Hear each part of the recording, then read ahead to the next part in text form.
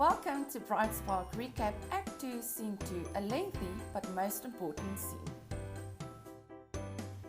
This lengthy scene can be divided into 4 parts. The first one is Polonius' conversation with Claudius and Gertrude.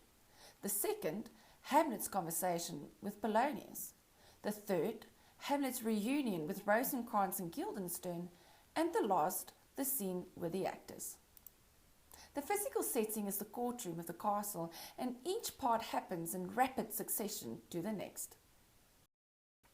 Gertrude is the person who assists on contracting Rosencrantz and Guildenstern because of the friendship and respect that Hamlet has for them, and she implies in her opening words to Rosencrantz and Guildenstern that she and Claudius have invited them to Denmark for Hamlet's benefits. Claudius has successfully deceived Gertrude in that she thinks Claudius has Hamlet's best interests at heart. Gertrude remains skeptical about Polonius being able to help with Hamlet's strange behavior. It is evident in this scene that Gertrude is not very fond of Polonius. Gertrude later on supports Polonius' allegations of him being shattered by Ophelia's rejection. She agrees to Polonius' plan to spy on Hamlet, since, should Ophelia be the reason for his unstable mind and behavior, surely it could be easily remedied. By agreeing for Polonius to spy on his son, Gertrude furthermore damages her relationship with his son. He already has difficulty to trust her, and now she agrees to Polonius' deceitful way of eliciting information, betraying her son. Claudius knows that all eyes are on him, so he expresses his concern for Hamlet's change in physical appearance and mental state. His suggestions that Rosencrantz and Guildenstern should report "gather so much as from the occasion you may glean" reminds us of Polonius' roundabout way in gathering information on his son.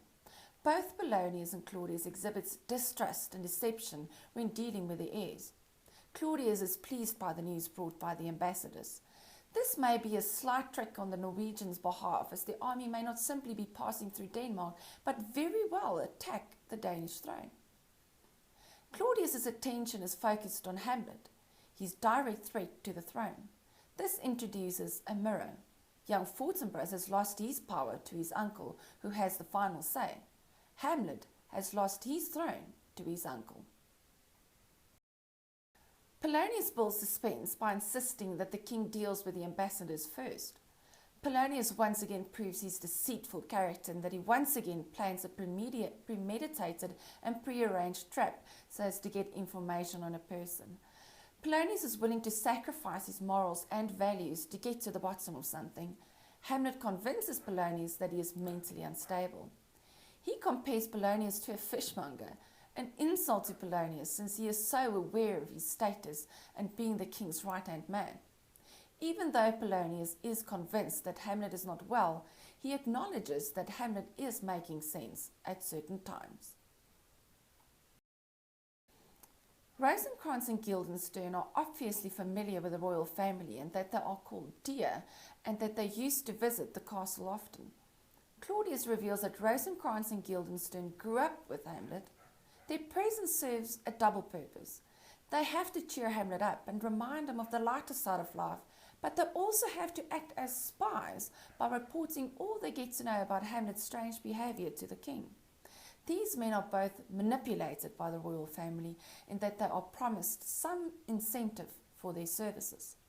Their loyalty to Hamlet is questionable or debatable, in that they may report to Claudius what they know, thinking that they are helping Hamlet as a result. Rosencrantz and Guildenstern are weak in that they agree that they have indeed been sent by the king and queen. Again, Shakespeare uses a seemingly less important character to reveal important information, the subplots of the play. Claudius allows for an army to pass through Denmark, which poses a threat to Denmark's safety. Claudius is so focused on Hamlet as the primary threat to the throne, and his preoccupation with this doesn't allow for him to consider the secondary threat, the Norwegian army. Hamlet insults Polonius by calling him a fishmonger. He thus implies that those are honest and humble people, something Polonius is not. Polonius is convinced Hamlet is crazy, however notices that there are sometimes truth and wisdom in what Hamlet has to say. It is only upon Polonius's exit that Hamlet reveals that he is indeed acting crazy. He manipulates his excellent good friends into admitting they have been sent for. Prison imagery surrounds the scene. Denmark's a prison, he says. In answer to Rosencrantz's retort that then the world must be one, Hamlet assents but asserts that Denmark is one of the worst. He compares himself to an actor playing out the drama of his own life, but he cannot find the motivation to move beyond his immobilized state of melancholy. He is stuck in the words and the idea of action, terrified to move forward. To Gertrude, it appears to be the right thing to do to allow for Polonius to eavesdrop on her conversation with her son. The reality of this, however, is that it will only cause more damage to the already strained relationship between mother and son. Claudius appears to be moved by Hamlet's insanity, but the audience knows that this is only done so as to impress those around him. He tells Rosencrantz and Guildenstern to gather as much information on Hamlet as possible so as to remedy his condition, but what he actually wants to know is what Hamlet is up to. Fortinbras requests permission to pass through Denmark to attack Poland. At this stage of the play, his intentions are still unclear, and he may in reality plan to catch Denmark off guard and attack them instead.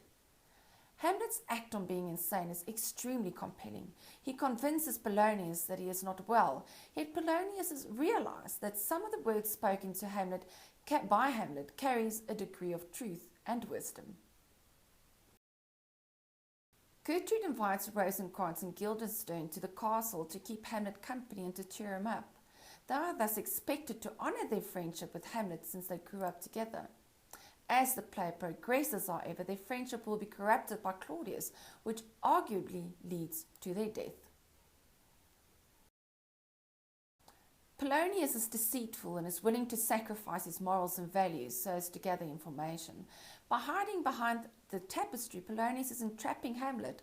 As done with his own son, his dealings are not honourable but deceitful.